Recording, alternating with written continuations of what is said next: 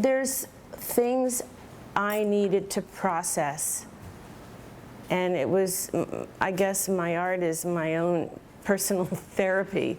I needed to process certain things, and it came out in the different parts of, the different oeuvres of my work. So, and I think some of it, like the first series that I did, I focused on this one woman model, as I mentioned before, who was 400 pounds. And there's an interesting story about that. It was invited to be the only piece in a gallery. And so we had a reception.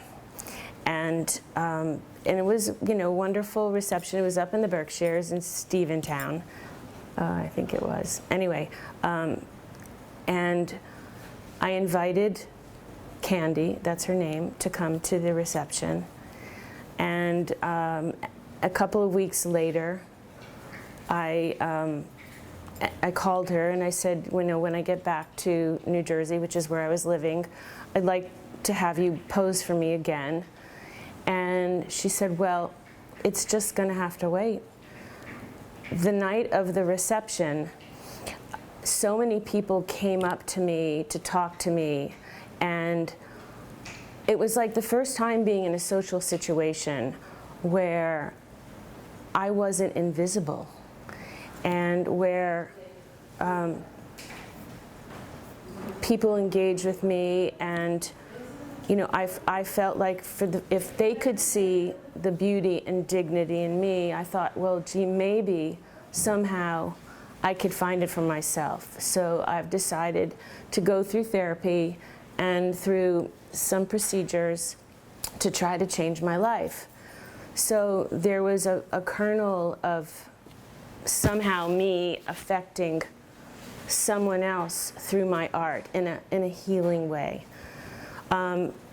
Around the same time, I was part of the Sculptors Guild in New York, and we were having these discussions on how to make the organization stronger. And one of the ways we thought would be to create an international opportunity, a challenge to artists, to somehow take one of the challenges in the world, one of the ills of the world, and address it through art.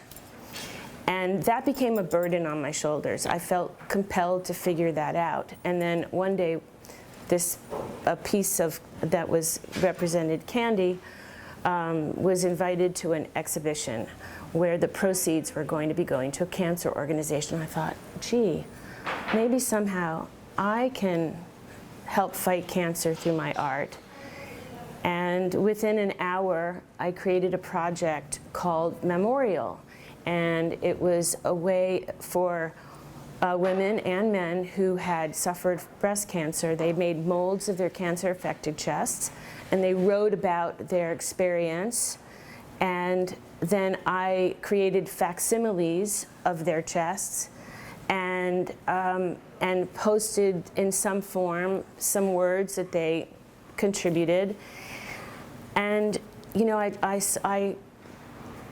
was transformative for some people, whether it was the process of actually making the molds, or seeing family members who had gone through the process, and it was sort of opening up that, you know, that whole conversation, and that was really healing for a lot of people.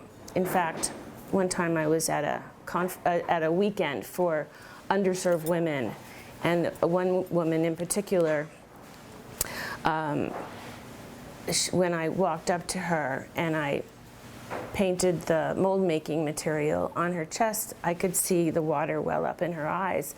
She was particularly scarred, and but again, it was not for me to tell her what to feel. I just let her have her experience, and I painted on the rubber, and then I created the mother mold, which is out of plaster and gauze.